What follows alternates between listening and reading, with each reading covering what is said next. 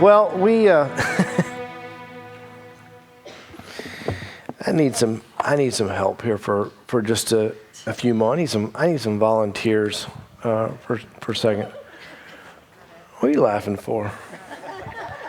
Dwayne, could you come up here, please? Ryan, you look like a strong pup.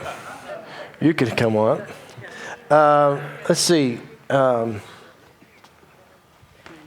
Chris, could you? Sean, and let's see, and Jacob. Yeah, that'll work. Okay. So I need you guys to come up. In fact, Dwayne, if you just kind of stand right here. Ryan, I need you to kind of just be right here. Jacob, come here. You fit right in here with these guys. And so I need you be right here. You other two, if you just kind of come over here, if you would, real quick. Now, I trust you guys. Sean, I want you got to guard this area here. Chris, you're here. Jacob, you're right here. Okay, that's good. Stand here. I mean, pretty intimidating bunch, I think. I need you guys to, I want to see, I know that we have the cheesy smile time earlier of the service. Now, I want to see your tough guy, don't mess with me look. Now, Dwayne and Sean on the ends, that's their look no matter what. That's family portraits. That's everything. They got one look. I mean, tough. Chris, you're too nice right now. I mean, I want to see like it is about to happen look. Okay, Jacob, I'm looking like, I know Rambo type look. Okay, all right, you're doing good. Now here's what I'm after. There has the last couple of days, I've caught wind of a rumor going around that on this particular Sunday, if the preacher says something that is a good point, that there would be Gatorade poured on, and Super Bowl stuff. So this theory is now becoming reality. If you see any suspicious activity, you're the security detail today, okay? I was going to have you just go ahead and sit down, but now that I'm seeing things, I'm curious if I may need to now, so I'm going to let you sit back down, but if you see anything, you jump into action, okay? As a way of showing you appreciation. Now this is not some from me to you. It's just kind of, I'm promoting this. Next Sunday, the children are going to be selling Valentine cookies for kids camp fundraiser. So you get to have a snack as a way of me telling you I appreciate. But next week everyone's got to buy them. You get one for free. So you can have one of those, and as you take it, you can have a seat. But make sure. Yeah, you wish you'd have been volunteered now, don't you? There you go, Jacob. You can have one, and there we go. And Dwayne, yours says smile. So there you go. So all right, here you go. I'm gonna let you have a plate too. You can give that to your wife for Valentine's Day. And so. So Garson, I've got my eye on you today with this deal. So next week you'll want to give or help out the kids with as they're raising some money for kids camp. So here we are on this journey that we've been going through.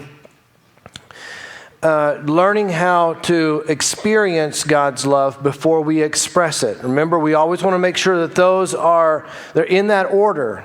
You can't express something truly that you haven't experienced. So again, we want to learn what it means to experience God's love, to have an encounter with God's love, to let Him start moving in our lives internally, and then we just live it out. The problem is a lot of times we still get this idea that we're supposed to live it out, but we haven't received it first, so then it really doesn't make any sense. You can't give away what you don't have. Well, you can't live out what you haven't received.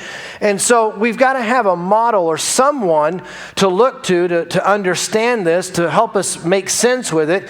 And we've got a good model. His name is Jesus. So over these months, we're just studying the life of Jesus, walking with Him, learning how He just continued to model this, experiencing God's love, and then He lived that out. Now, last week on Facebook, a number of you logged in for the Beatitudes devotionals, and that was kind of fun. I saw how some of you shared it with others, and that was kind of humiliating to think, okay, people outside of the church, but there's ways that you can interact with your friends even on Facebook in a kingdom way to communicate this experiencing God's love and then expressing it. So this week we're gonna do that again in a little bit different way. It's not gonna be a video devotional, but rather we're gonna spend time from Monday through Friday looking at what is known as the Sermon on the Mount. This is whenever Jesus is talking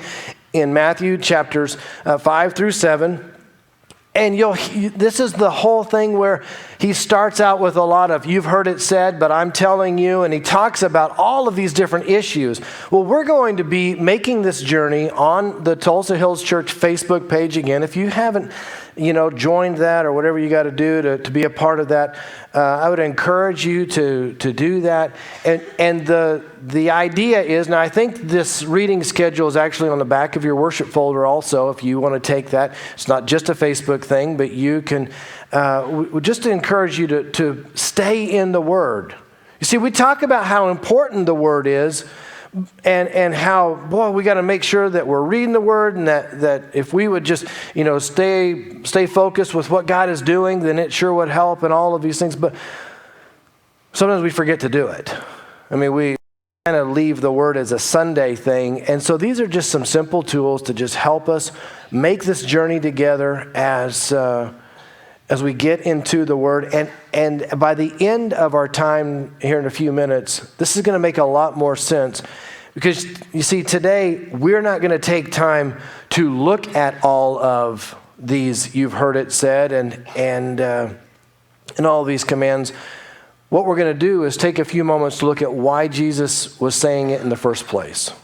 You see, he took some time to help them understand this is what we're about to get into. Now, remember, back in Jesus' day, there was a lot of Jewish folks that they knew the law and they understood the law. They were the original recipients of an Exodus hangover. They had understood the law and tried to live by it. And so Jesus is starting in this conversation with them, this Sermon on the Mount. And he has some pretty strong words to tell them right up front. It was his way of saying, we're about to enter into something that is going to change your life that is different than anything that you've ever experienced, but it's something that your heart has been hungry for.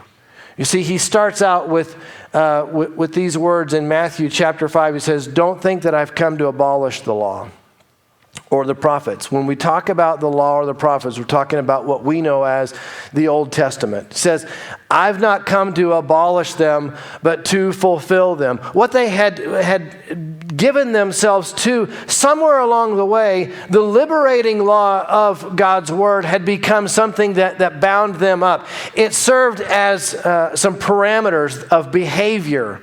It's kind of like if I took a line and a tape and I just put it on the floor here, and here's the word saying, here's the law saying, don't murder, don't steal, don't do these things. And they had lived their lives and come to believe in such a way that as long as I modify my behavior, as long as I can get up as close to the line as possible, but as long as I don't cross the line, then I'm going to be okay. The problem is that's never what God had intended in the Old Testament in the first place. But now we've got these people, and as Jesus comes along, that they had lived their lives in such a way that says, as long as I modify my behavior, I can get up as close to the line as possible. As long as I don't cross over the line, then I must be okay. And I wonder if that's kind of what we deal with today. There's this question that kind of floats around from time to time. Well, is that really sin? I mean, if that's sin, then your sin must be a lot worse. And we just kind of live our lives saying, how close to the line can we get as long as we don't go over? And now Jesus is saying, now listen, I know this stuff is going to really kind of rattle your world. It's going to leave you scratching your head. I didn't come here to do away with this line. I came here to help you see the freedom that there is in living inside of what God has. I came here to show you the freedom that you can experience whenever you have a love encounter with Him. As you experience His love, the line ceases to be the issue. Jesus says, I want to talk to you about the heart.